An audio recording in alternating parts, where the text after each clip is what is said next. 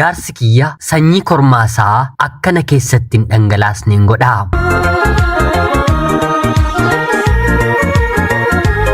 Yeroodhaaf maqaa kiyya himachuun barbaadu kanan dhaladheetti guddadhee Jiituu Magariituu Oromiyaa keessatti barnoota kiyyallee kutaa 1-10tti seeraan baradhee xumureera.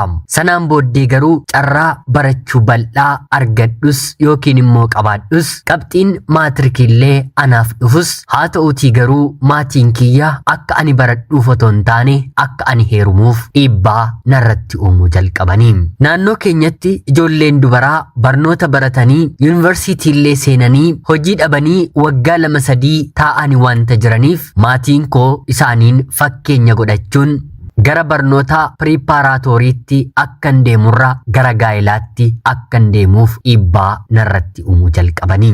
Waa'ee barattoota hojii dhabanii akka fakkeenyaatti kaasanii anaan barnootarraa na hambisanis haa ta'uutii garuu kaayyoon dhokataa kan isaanii inni guddaa yookiin immoo jalqabaa nama dureessa anaatiin fuudhuuf duuba keessa haasa'aa jirutti akkan kennamuuf guyyaa jaarsummaan ergamu eeggachaa jiraachuu isaaniiti. Namni abbaa qabeenyaa ta'e tokko mucaa biyyasaa yookiin immoo anaan fuudhuudhaaf haadha manaasaa lammataa na godhachuudhaaf haasa'amaa akka jiru dubbiin gurra maatii koo buutee turte. Otuun ani homaa tokkollee hin beekiin maatiin koo dubbii kana namootarraa dhagahaniiru. Kana qofaa miti. Akkuma maatirikiin dhufeen jaarsummaan gara maatii kootti ergamee jennaan maatiin kiyya fedhii koo yeroo na gaafatanitti lakkisaa ani barachuun barbaadaa dirqama ni heerumta yoo naan jettan immoo jaalallee waggaa 4 ol na kadhateeruun qabaa isatti qofan heerumaa jedheen deebiseefi. Yeroo kanatti anaa fi maatii koo gidduutti walitti bu'insi uumamee maatiin kiyya fedhii koo murtee isaanii keessa otoo hin galchiin jaarsa dhufeetiif tole intala keenya ni isiniif kenninaa jedhanii deebisanii. Namichi magaalaa Finfinnee jiraatu qabeenya qaba jedhame kunis yeroo sanarraatii kaasee bilbila koo fudhatee anatti bilbiluu eegale. Anis deemiitii re'aa kee barbaaddadhu ofii jaalallee nan qabaa jedheen deebisaafii ture. Yeroo kana inni jaalallee 9 otoo qabaatteeyyuu kan si fuudhee si waliin jiraatu anadhaa jedhee 100% akka na fuudhu ofiif mirkaneeffatee yeroo hundaa naaf bilbiluu kennaawwan garaagaraa karaa maatii koos ta'ee karaa hiriyoota koo naaf erguu fi kanneen kana fakkaatan eegaleera. Namni kun kana duratti gaa'ela dhaabbatee ijoollee 5 horatee haa ta'uutii garuu walitti bu'insa isaan gidduutti uumameen gaa'ela isaa diigee haati manaan ijoollee qabattee jiraachuu kan eegalte isarraa adda baatee jechuudha waggaa 4 fixxeetti. Inni turtii waggaa 4 booddee qabeenya qabu erga adda qooddatee booda gaa'ela gara biraatti ce'uuf anaatiin maatiin firoottansaa hiriyoonni koo obbolaansaa xixiqqoon anaatiin isaatiif filanii. Maatii koorraa dhugumatti ani addadha.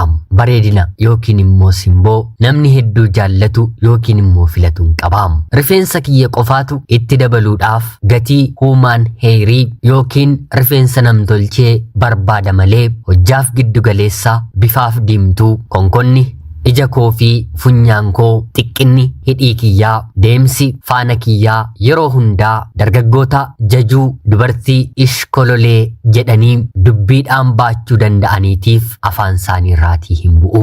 Yeroon kutaa 6 baradhurraatii kaasees gaaffii jaalalaa hedduu dargaggoota hedduu biraatii keessummeesseera. Haa ta'uutii garuu dubartiin bareedina qabdu ijoollee dhiiraa madaaltee waan of bira geessuuf yeroon kutaa 7ffaa baradhu barnoota seeraa eebbifamee naannawaa magaalaa Jimmaa keessa abbaa murtii ta'ee hojjechaa kan jiru dargaggeessa tokkoof gaaffii jaalalaa isaa fudheen yeroo sanarraatii kaasee qabsoo jaalalaa isa waliitiin dabarsaan ture.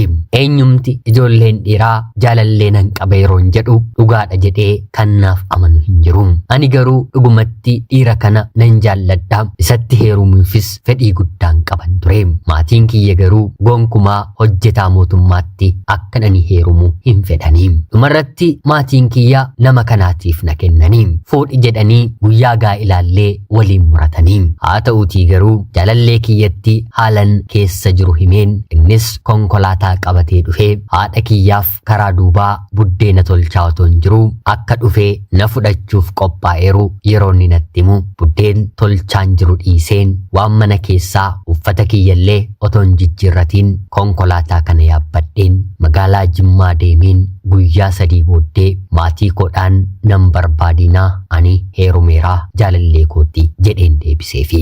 Kanaan booddee maatiin kiyyaa nagaanaaf hin qabaniin anaan hin dubbisaniin obboloota koo dubartootaatu heerumanii gaa'ela kan dhaabbatanitu maatiin keenya bari siif jedhaniiti ati akkam jecha isaanirra dabartee fedhii keedhaan deemtee heerumta jechuun natti dheekkamanii. Ani garuu takkaa itti seeneeraa kanaan booddee wanti dhalatu hin jiru heerumeeraa.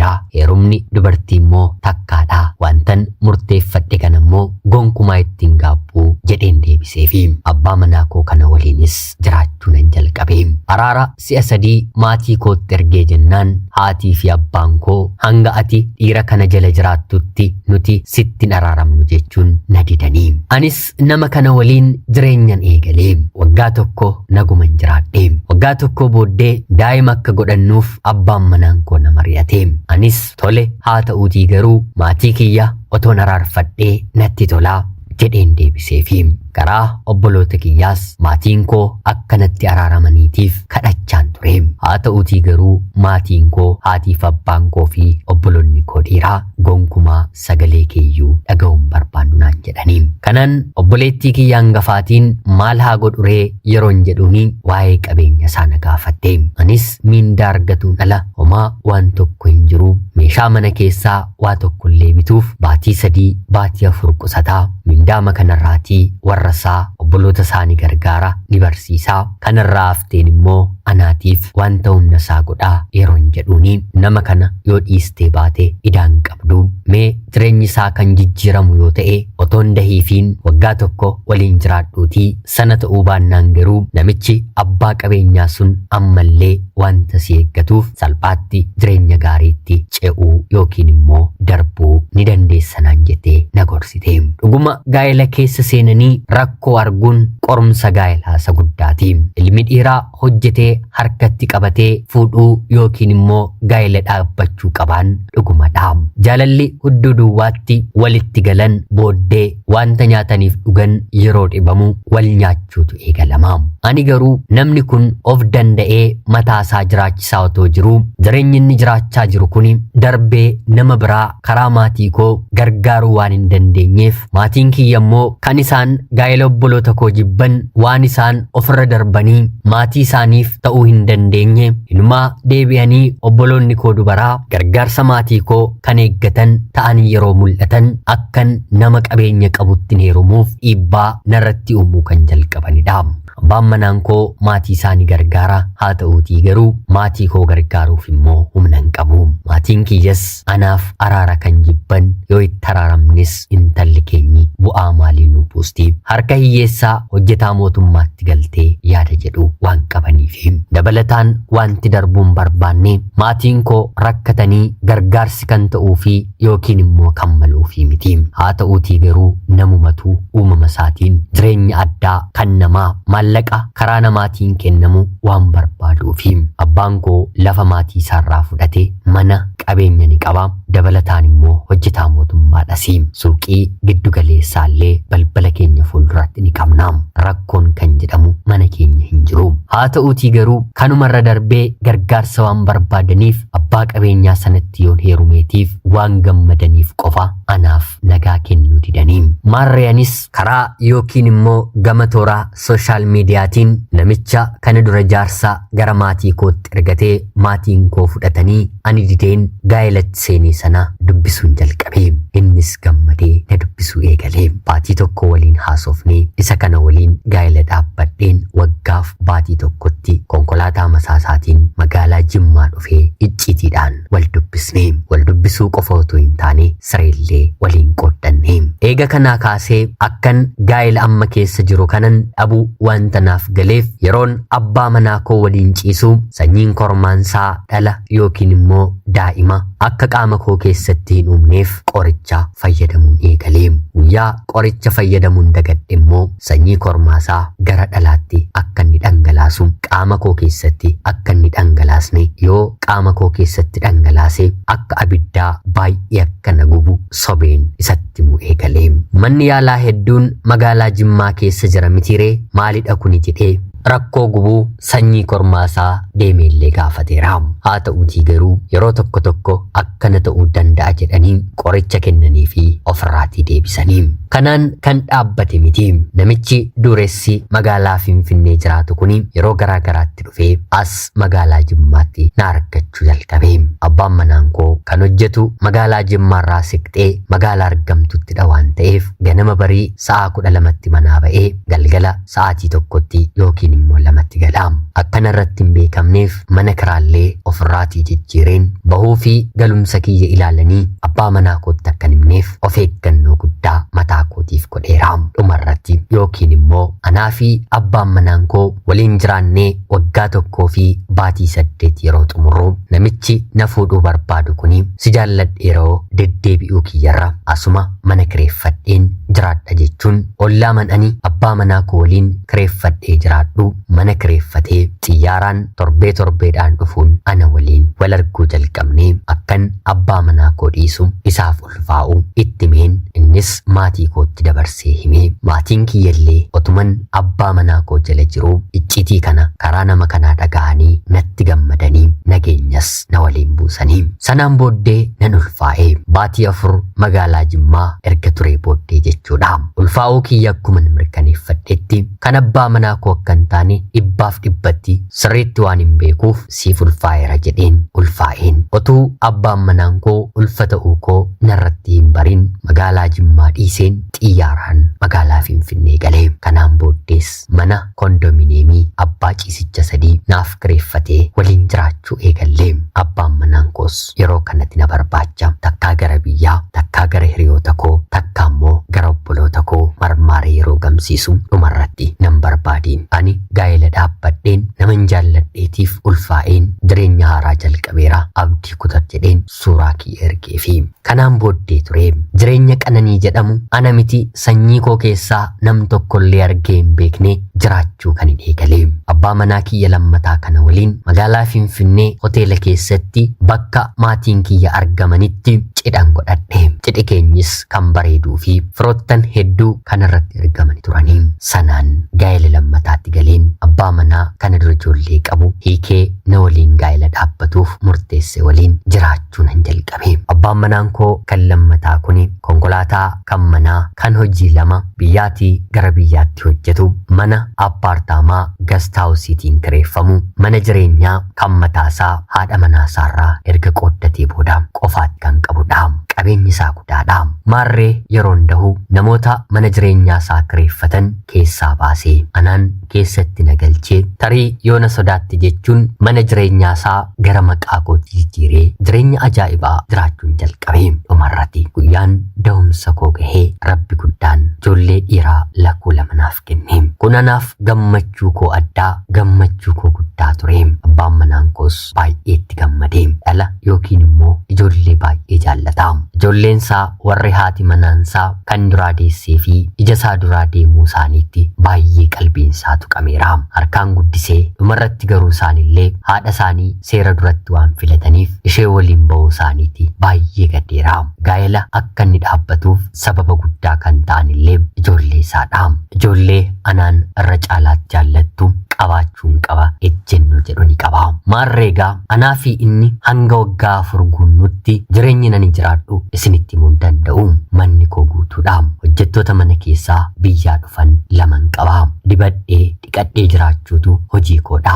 Wantan barbaade nyaadha, wantan barbaade dhuga, bakkan barbaade deemeen isa waliinis ta'e namoota yeroodhaaf hiriyootan godhadhe waliin nan bashannana. Kana qofaa miti. Maatii koo, obbolaa koo warra fuudhanis, warra hin fuunes, warra heerumanis, warra hin heerumnes gara magaalaa Finfinneetti waameen ijoollee isaanii waliin uffata, dibata, waan isaan barbaadan, waan nyaatan, waan dhugan bashannansiiseen torbee tokko, torbee 2 dabareedhaan of bira kaa'een gara biyyaatti isaaniin gaggeessaam. Ayyaanni yeroo ga'u mana obbolaa koo 2 fi mana haadha kootti hoolaa kan qalu anadha. Yeroo yerootiin ayyaanni geenyaan harka koorraa waan ta'e eeggataniif sirriitti ergeen gammachiiseen oolaam. Ana caalaa immoo abbaan manaan koo akkanani warra koo gargaaruuf dhiibbaan irratti godhaam. Ana qofaa otoo hin taane otoo natti himiin innillee warra koo sirriitti naaf gargaaraam. Jireenya ajaa'ibaa ta'e tokkon jiraadhe. Turtii waggaa 4 booddee jechuun bara 2014 abbaan manaan koo otoon ani yaadiin, otoon ani shakkiin, akka shakkiitti illee garaa kootti otoo hin qabatiin waraqaa ta'e naaf fidee dhufe. Ragaa DNA ijoolleen koo 2 kan saadha jedheen shakkii tokkollee hin qabne kan isaa kan taane kan mirkaneessudha. Ijoolleen kiyya lamaanuu bifaan anatti ba'anii. Waammoo wanti nama shakkisiisu ni jira mitiire. Anis keessa koottiin dubbadhu malee wantan shakku nan qaba. Haa ta'uutii garuu wantan shakku sana abbaa manaa koo isa lammataa kanarraatii nan argan ture. Kanaaf shakkiin koos 100% otoo hin taane takkuma takkaa yaadni kiyya shut jedhee na fudhatee yaada biraa keessa kan na galchudha. Haa ta'uutii garuu suni shakkii qofa otoo hin taane dhugaa ture. Kanani yeroo sanatti waliin ciisaa ture abbaa manaa koo kan jalqabaa fi kan lammataa kana waliinidha. Abbaa manaa koo kan jalqabaa qorichas fudheen sanyii isaas didatti akka dhangalaasu godheen akka inni ana keessatti daa'ima isaan keenye dhiibbaa geessisaan ture. Haa ta'uutii garuu harka namaa jalaa malee harka rabbii jalaa miliquun hin danda'amu. Waggaa 4 booddee abbaan manaan koo kan shakkaa ture maallaqa guddaa kanfalee ragaa DNAf kan ta'u gara hospitaalaa geessuun ijoolleen kun kan isaa kan taane mirkaneeffate. Yeroo kanatti ture dubbii tokkoon ati anaan guyyoomsaa turte waggaa 4 guutuu natti taphate. Bara ulfa turte hammansi kunuunsaa ture haadha manaa koo kan jalqabaa walakkaalleen kunuunsine. Isheef gatii dhawwachuun koo kunoo daa'ima namaa kan ta'eetiif akkan siif sagadu na taasise. Har'a ijoolleen kun kan koo miti homaa wanta anarraa qabdullee hin qabdu jechuun mana isaatii baasee na ari'ee. Kana qofaa miti haadha manaasaa kan duraati araaramee deebi'ee qabeenya isaanii adda qooddatan walitti deebisanii dhiifama wal gaafatanii mana tokko keessa anarraa adda bahee baatiillee otoo hin guutiin waliin jiraachuu jalqabanii. Mana seeraatti deemeen abbaa manaa koo lammataa kana nan himadhe. Manni seeraa ragaa kana irra deebi'ee akka ilaalamu gaafate dhuguma daa'imni dhalate kan isaa miti. Qabeenyin adda qooddus ta'e inni akka kennaatti naaf kenne daa'imni kun kan koodha jedhee malee lafa qullaatiin akka hin taane seera dura dhaabbatee falmee manni gara mana kootti jijjiirame. Yeroo mana sana gara maqaa kootti jijjiiru waa'ee ijoollee isaa ijoolleen koo akka keessatti guddattuuf jedhee seerallee caqasee waan barreesseef ijoolleen kun kan isaa ta'uu seerrillee yeroo mirkaneessuu fi waggaa 2 booddee bara darbe seera durattillee harka duwwaa kan ta'e naaf mirkanaa'ee abbaa manaa koo duraatiin erga darbee ergan waggaa 4 jiraadhee ijoolleen kun kan isaa miti kan keetii akkan si balleesse sirriitti nan beekaa. Wanta rabbi carraa naaf godheen hojjedheen ijoollee koo nan guddisaa. Haa ta'uutii garuu abbummaa keetis nan ganiinii ijoollee koon ganiinii akka ati anarraatii daa'iman godhanne jabeesseen dhorkaa ture. Haa ta'uutii garuu ani siif isaan ala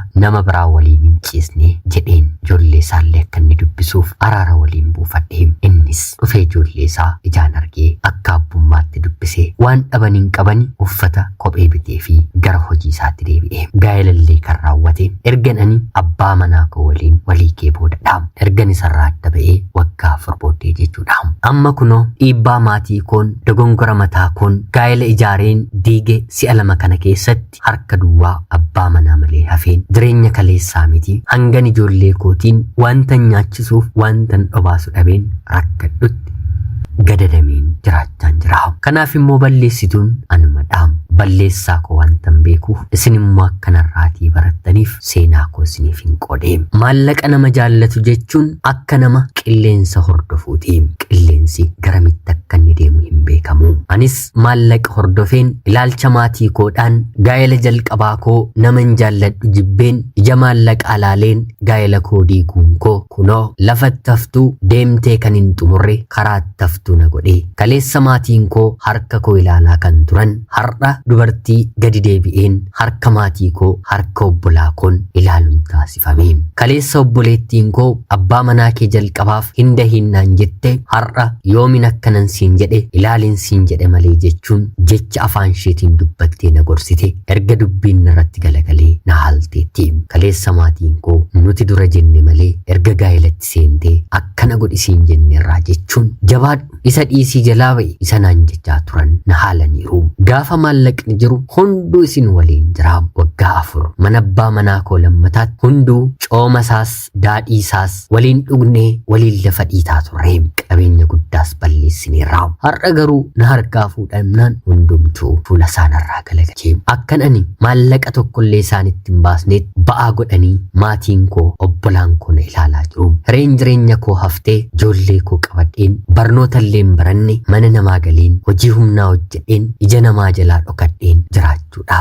Akka koo balleessu akka koo jireenya namaa miidhu rabbi isinitti hin fidiin. Ana obboleettii keessan naannoo magaalaa Finfinneerraati. Ulfaadhaa nagayaatti galatoomaa.